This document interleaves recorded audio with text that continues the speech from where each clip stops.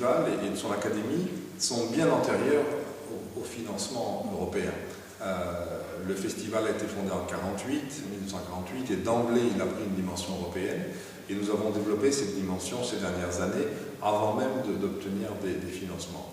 Mais là où les financements ont joué un rôle tout à fait important, c'est qu'ils nous ont permis de développer à plus grande vitesse et avec une plus grande efficacité un certain nombre de projets à caractère européen. Par exemple, la naissance et l'accompagnement d'un nouveau réseau qui s'appelle ENOA, European Network of Opera Academies, ou la création d'un orchestre de jeunes auquel participent pas mal de jeunes musiciens du bassin méditerranéen. Et ça, ce sont des choses qui probablement n'auraient pas pu se mettre en route, en tout cas dans ces délais-là, s'il n'y avait pas eu une impulsion financière européenne.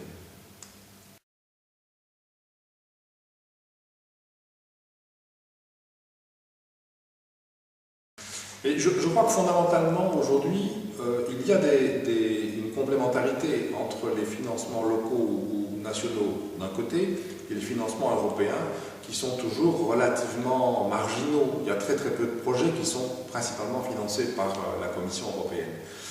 Donc, ce qui est aujourd'hui très clair, c'est que la Commission, elle intervient pour nous encourager, pour nous rendre plus efficaces sur ces priorités qui sont la mobilité des artistes, la mobilité des œuvres d'art, de production, de choses très importantes, et puis le dialogue interculturel, qui est vraiment, je pense, une valeur essentielle de l'Europe. Ces données-là ne sont pas forcément des priorités pour les États-nations. Et donc, je crois qu'il est très important que l'Europe reste active et ne diminue pas son soutien, parce qu'on en aura besoin de plus en plus. On posait la question aujourd'hui, est-ce que le multiculturalisme est mort? Peut-être est-il mort sous une certaine forme, mais en tout cas, ce qui n'est pas mort du tout, c'est la nécessité, c'est le besoin de dialogue entre les cultures. Et cela, l'Europe en a besoin plus que jamais.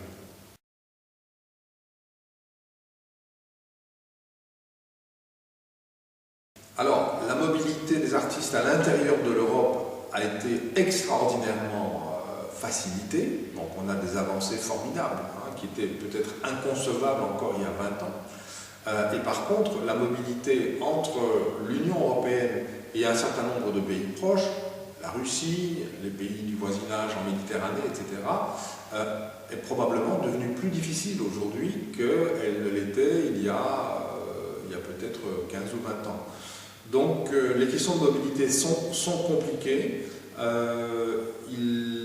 Je ne suis pas certain que nous ayons souffert au festival de l'absence d'artistes en raison de ces freins à la mobilité, mais par contre, ça demande un travail énorme pour résoudre toute une série de problèmes qui sont liés à la diversité des systèmes de taxes, aux problèmes de sécurité sociale, aux problèmes de visa, etc. Donc, je dirais qu'un festival qui a vraiment un fonctionnement international est confronté de fait à des problèmes relativement compliqués, parfois insolubles. Il y a énormément de raisons qui font qu'on est en droit de penser que la culture est essentielle pour une société, pour la société européenne, pour des raisons d'ailleurs qui ne sont pas essentiellement culturelles. L'emploi, la dynamique sociale, la politique des villes, le rapport à l'éducation, tous ces grands chantiers-là, aujourd'hui, on prend conscience qu'on ne peut pas en abstraire la dimension culturelle. Au contraire, ces chantiers seront beaucoup mieux menés si la culture fait partie et est reconnue comme un des éléments.